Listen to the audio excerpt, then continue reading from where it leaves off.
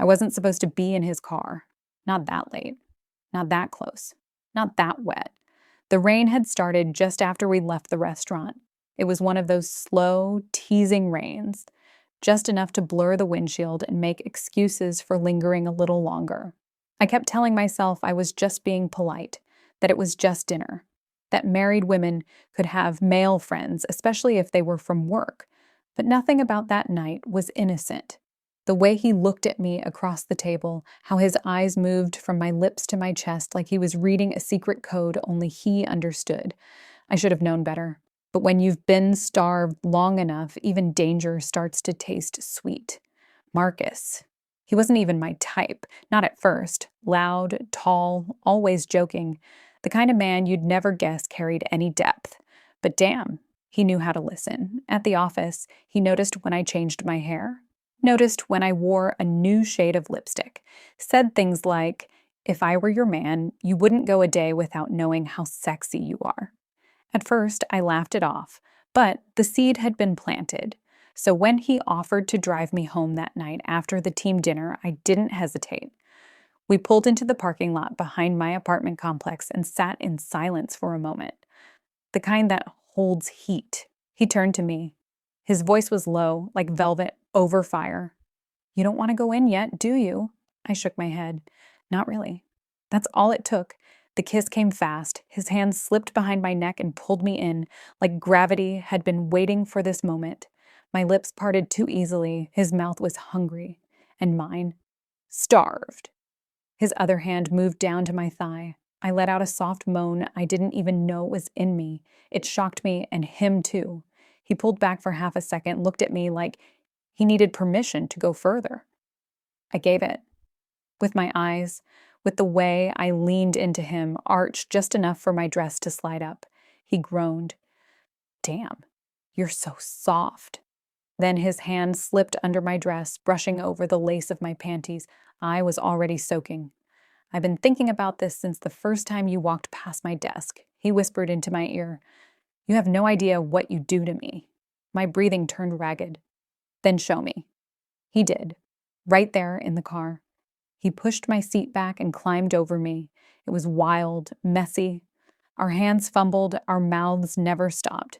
His fingers pulled my panties aside, and when he entered me, I gasped so loud I was sure someone would hear. But I didn't care. All I could feel was how deep he went, how perfectly he filled me.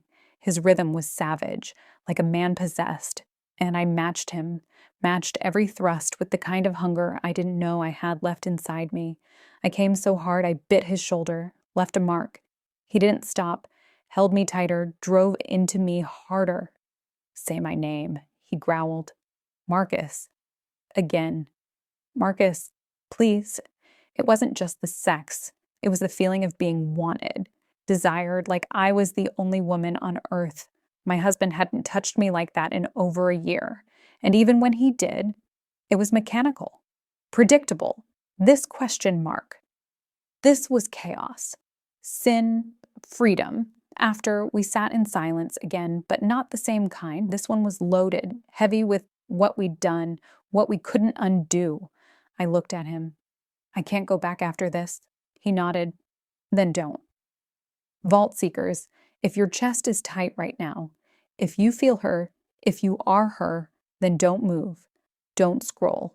Don't breathe. But before you fall deeper, hit that like button, subscribe to the channel, and drop a comment. Would you have stopped or gone all the way? Let's see who's brave enough to admit it. Now, back to her story. We didn't speak for 3 days, not because we were avoiding each other. We weren't. We were waiting, letting the guilt settle, letting the danger of what we did swirl around in our thoughts. I slept beside my husband those nights, and all I could think about was how Marcus made me feel. His hands, his voice, the way my body reacted like it belonged to someone else the moment he touched me.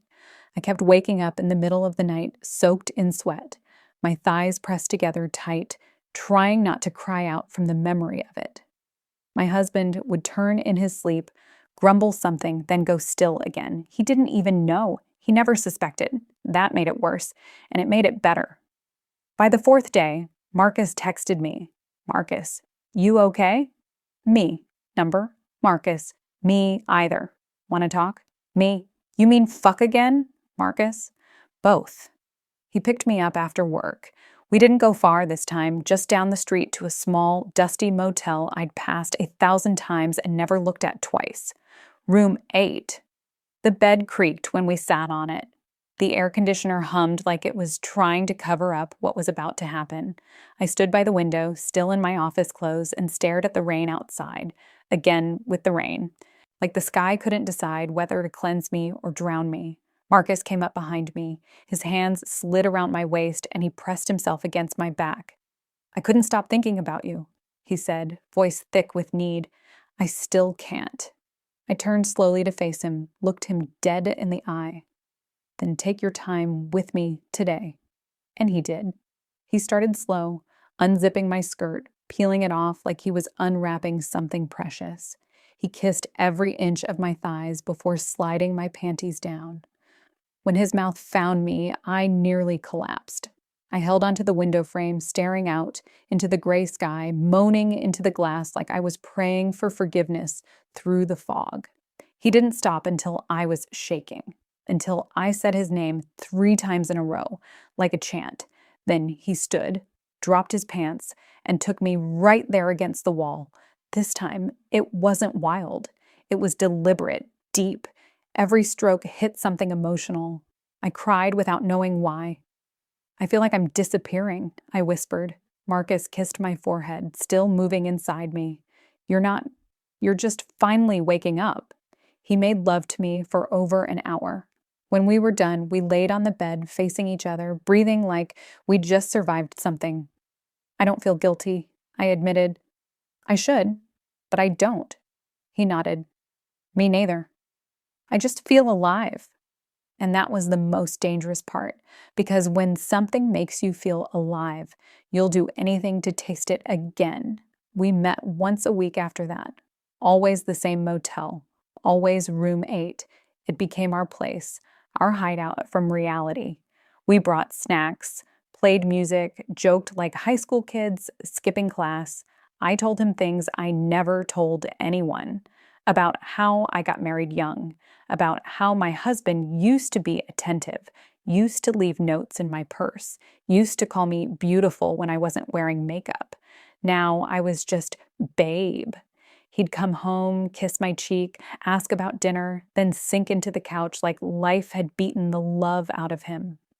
Marcus listened to all of it, and he made me forget every disappointment.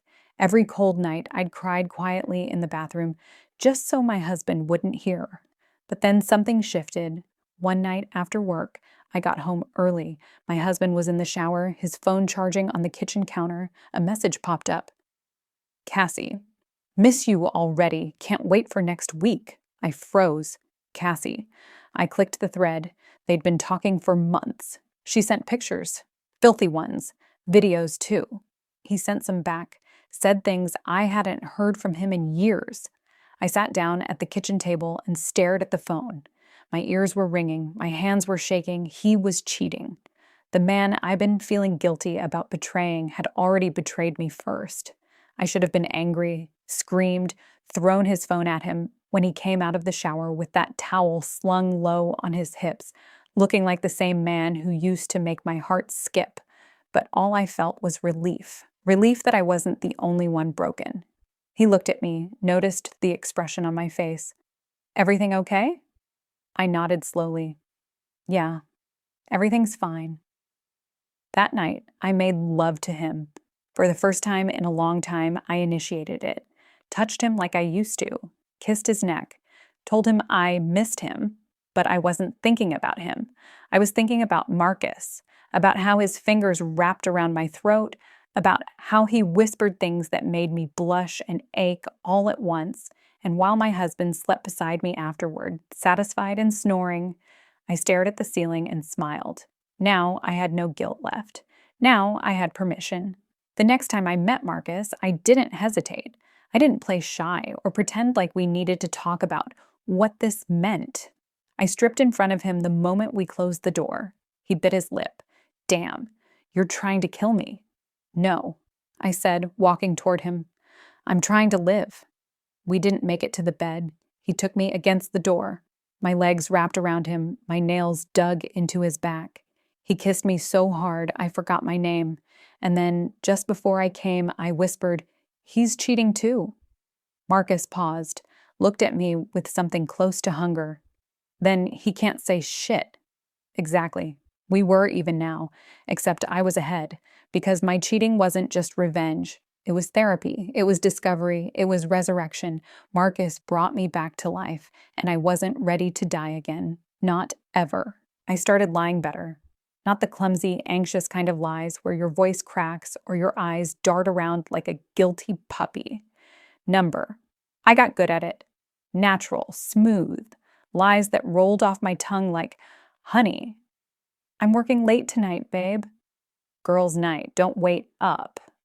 That cousin of mine? Yeah, she's going through some stuff. I'll sleep over. He never asked questions. Maybe because he trusted me. Maybe because he didn't care. Or maybe because he had Cassie. I didn't check his phone again. I didn't need to. I'd seen enough to free myself from guilt. Now I was floating in a sea of pure want. Marcus had become a drug, and I was hopelessly addicted. Our affair wasn't just sex anymore. It was a ritual, a need, a secret sanctuary where I felt seen, touched, craved. He started calling me at random hours, texting me little voice notes that I'd replay over and over while pretending to fold laundry or stir a pot of soup at home. Still thinking about how you tasted last night. Wish you were under my desk right now. I need your mouth, baby. Soon. Each word lit a fire between my legs. I'd go to the bathroom, sit on the closed lid, and press my thighs together just to calm the storm building inside me. Then came the night I broke all my own rules. I invited Marcus to my house, not for sex. At least not at first. I told my husband I was taking the kids to visit my mother 2 towns away. Packed their bags, loaded them into the car, kissed him goodbye, and drove them off like the good mother I was pretending to be. I dropped them at my sister's place, told her I had errands to run. She didn't ask. Then I drove back home, alone. Marcus arrived 30 minutes later. Seeing him in my driveway was surreal. A strange thrill, like I dragged my darkness into the daylight and dared it to shine. I opened the door and pulled him inside fast, locked it. Then we just stood there for a second, staring at each other in my living room. My wedding photo was still hanging on the wall behind us, my husband's jacket still slung over the armrest. "You sure about this?" he asked. I didn't answer. I just walked up to him, grabbed his face, and kissed him like my life depended on it. Clothes came off on the stairs, my bra on the 3rd step, his belt clinking against the wooden railing. We didn't make it to the bedroom. We had sex in the hallway. Against the wall, on the floor, on the rug that I'd picked out with my husband on a rainy Saturday at the home store. It was fast and wild the first time, raw, animalistic. I screamed into Marcus's neck, biting his skin hard enough to leave a mark. The second time, it was on my couch, slower, with purpose. He sat down, legs wide, and pulled me onto him. I rode him facing forward, my hands on his shoulders, my moans echoing off the ceiling. He gripped my waist, stared into my eyes. "You like this life, don't you?" I nodded, panting. "Too much. You're gonna ruin yourself for this." Already did. He came hard, holding me so tight I could feel his heartbeat in my spine. We collapsed there for a while, sweaty and tangled. I looked around my home and laughed. "God, this is so twisted." He smirked. "Twisted feels good, doesn't it?" I nodded again. "Best I've felt in years." We ordered food, ate on the kitchen counter, naked, giggling like teens sneaking around, but then the doorbell rang. Panic gripped my chest. We froze. Marcus grabbed his pants. I grabbed a blanket. I peeked through the window. It was the neighbor, Mrs. Halston, older woman, always checking in, uninvited. I waited until she walked away, muttering to herself before I let out the breath I was holding. Marcus exhaled too. Damn, that was close. Too close. I pulled the blanket tighter. "You should go." He looked at me, a flicker of disappointment in his eyes. but he nodded. Same time next week? I smiled. You already know. He left through the back gate. I stood there in the quiet afterward, my heart still racing. That was the night I realized something dangerous. It wasn't just about sex anymore. I loved him. The way he looked at me, the way he knew my body better than my husband ever did, the way he never made me feel invisible. I started fantasizing about a life with him, leaving everything, starting fresh, somewhere warm with no one watching, no rings, no lies, just me and Marcus and our dirty little truth turned pure. But love makes you reckless. It makes you bold. It makes you slip. And I was about to slip hard.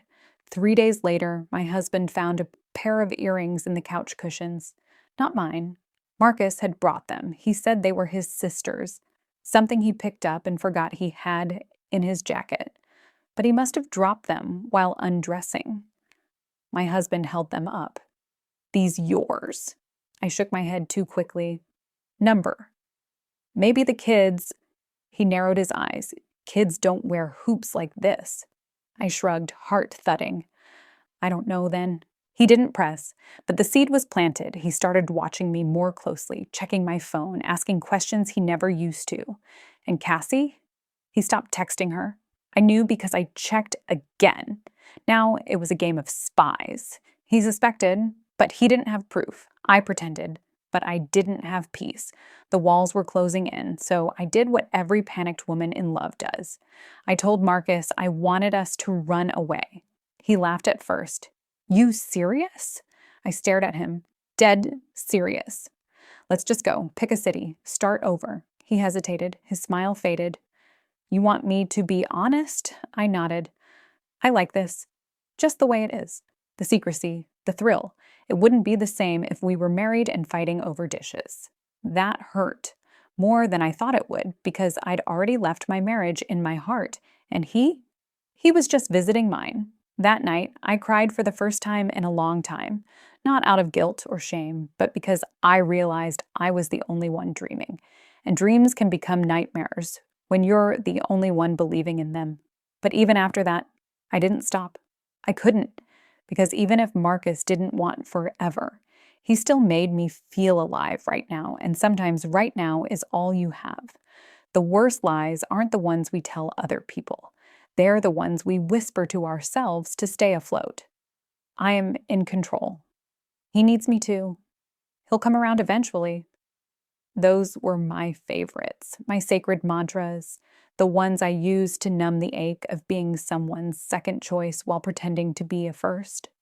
Marcus and I didn't stop seeing each other after I told him I wanted more. He still texted, still came over, still whispered filth in my ear like I was his only craving in the world.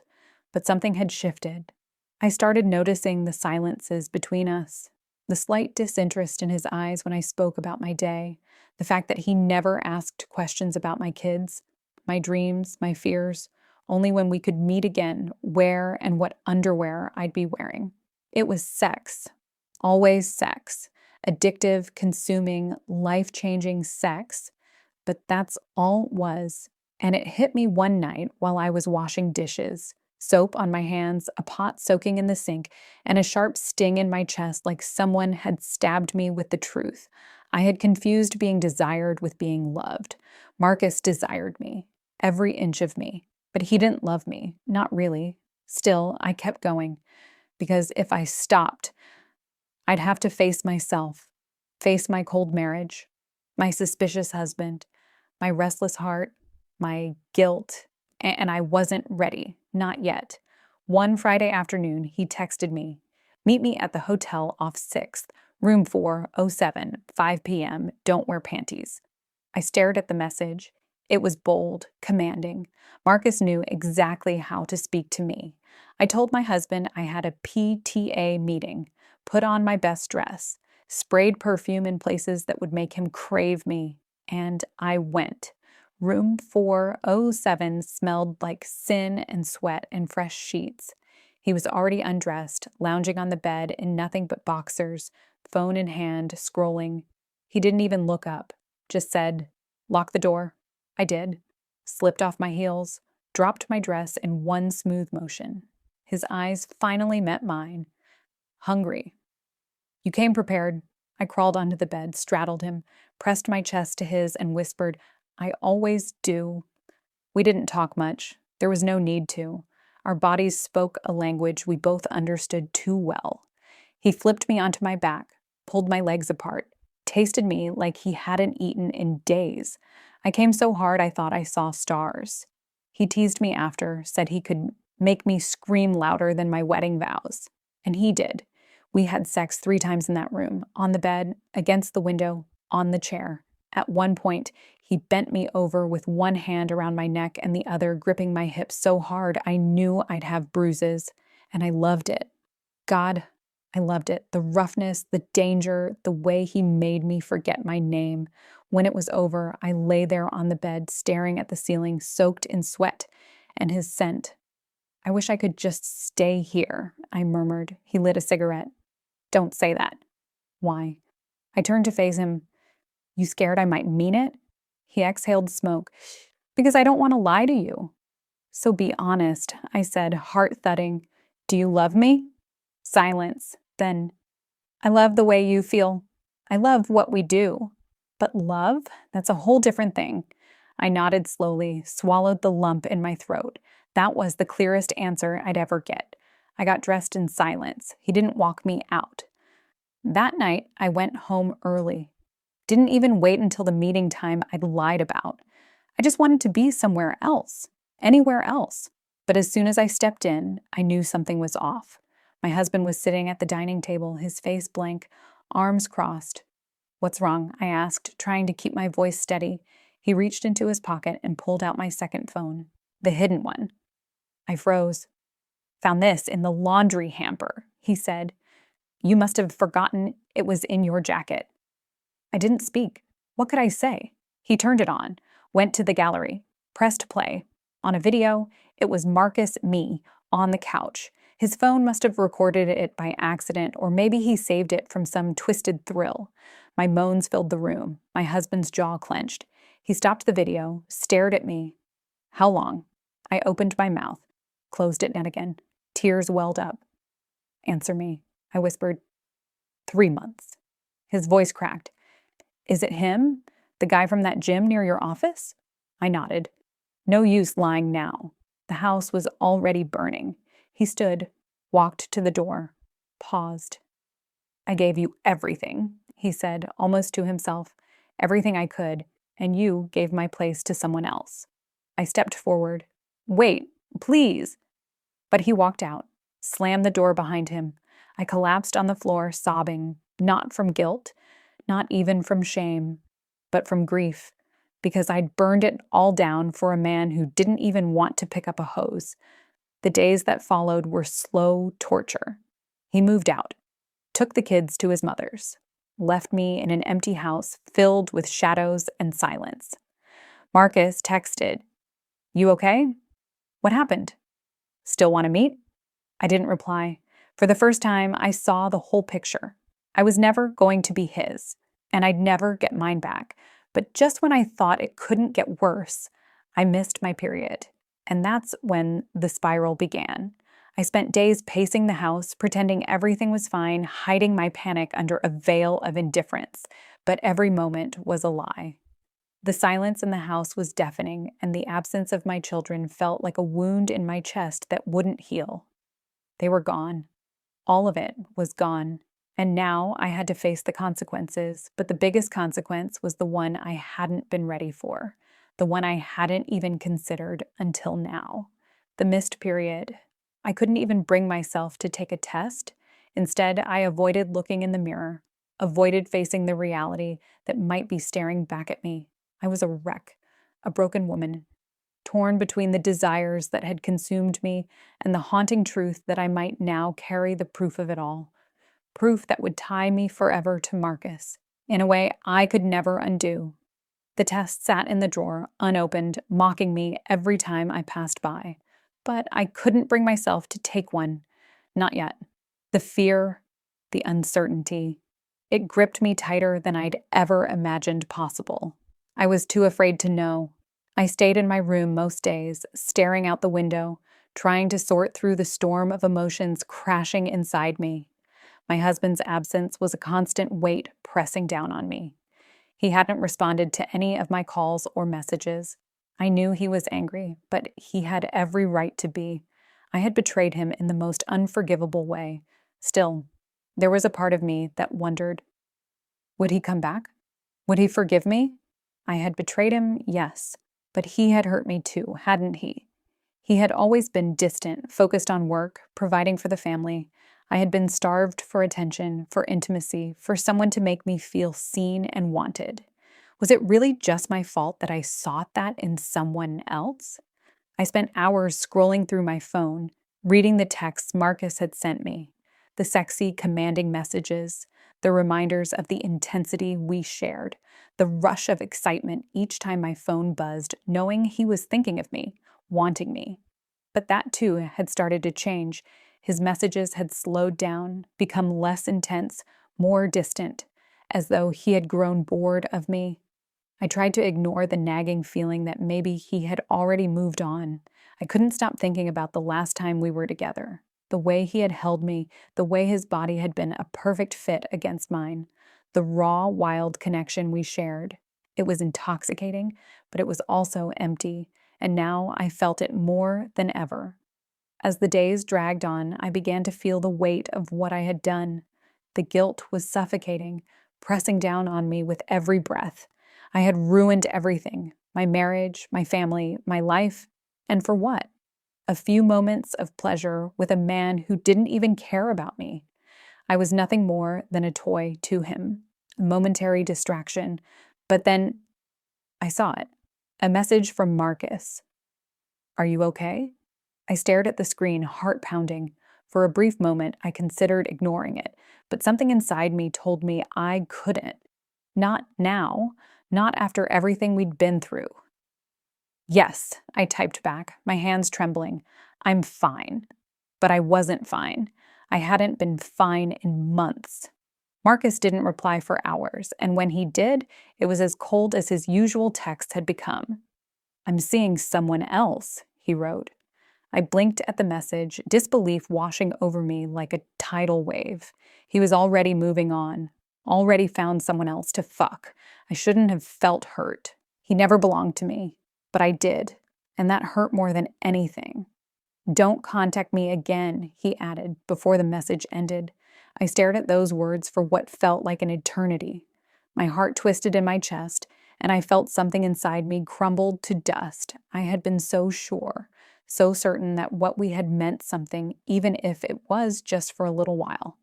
But it meant nothing to him, nothing at all. I closed my phone, but the image of those words stayed with me. I was alone, truly alone, in the mess I had created. The silence in my house was deafening again. The only sound was the ticking of the clock, reminding me of the time I had wasted, the time I had thrown away, and then it hit me. The realization that I was carrying something inside me, something that would tie me to Marcus forever. A child, maybe, or maybe not. But it didn't matter. The truth was, I couldn't handle it. I couldn't raise a child with the man who wasn't even here, the man who had left me, the man who had broken me. I grabbed the pregnancy test from the drawer and went to the bathroom, my hands shaking as I unwrapped it. I knew the answer before I even peed on the stick. I just needed to confirm it. I stared at the test as it sat there on the counter, waiting for the result, and when it finally appeared, I let out a strangled breath. It was positive.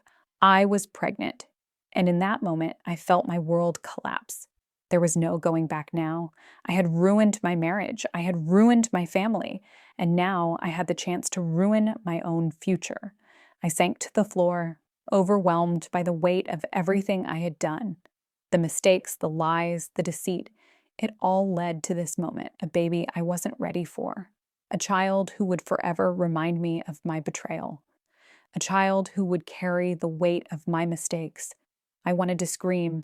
I wanted to shout at the world and demand that it give me a second chance. But there was no second chance. There was only the truth, and the truth was, I was about to lose everything. I didn't know what to do. I didn't know where to turn. I only knew that I couldn't keep living this lie. I had to tell him. I had to tell my husband. But how could I? How could I look him in the eye and tell him that I had betrayed him with another man, that I was carrying his rival's child? The thought of his face, his disappointment, his heartbreak tore me apart. And yet, I knew that telling him was the only way I could ever have any chance of redemption. But what if he couldn't forgive me? What if he left for good? The fear twisted inside me, gnawing at me, threatening to consume me. But there was no escape, no way out. I couldn't avoid this forever. The truth was here, and it was waiting to destroy me. And there it was. The moment I had feared, the truth couldn't be hidden any longer. The test, the messages, the silence, all of it had led to this point, this inevitable confrontation with the wreckage I had created. But before I move forward, I need your thoughts. What would you do if you were in my shoes? Would you confront your spouse with the truth or try to bury it, hoping the guilt would disappear? What if you were carrying someone else's child? Would you risk your whole family just to keep a secret? Don't just read this, live it with me. Hit that like button, subscribe, and turn on the notification bell. We want to know how you'd handle this betrayal. Drop your thoughts and comments down below and join the conversation. Let's talk about betrayal, consequences, and redemption, because this journey isn't over. For those of you craving the deepest, juiciest stories, subscribe to Top Stories Vault and never miss an update. Trust me, you don't want to miss what's coming next. Let's keep it real, let's keep it raw, and let's keep this wild. Vault Seekers, see you at the next level.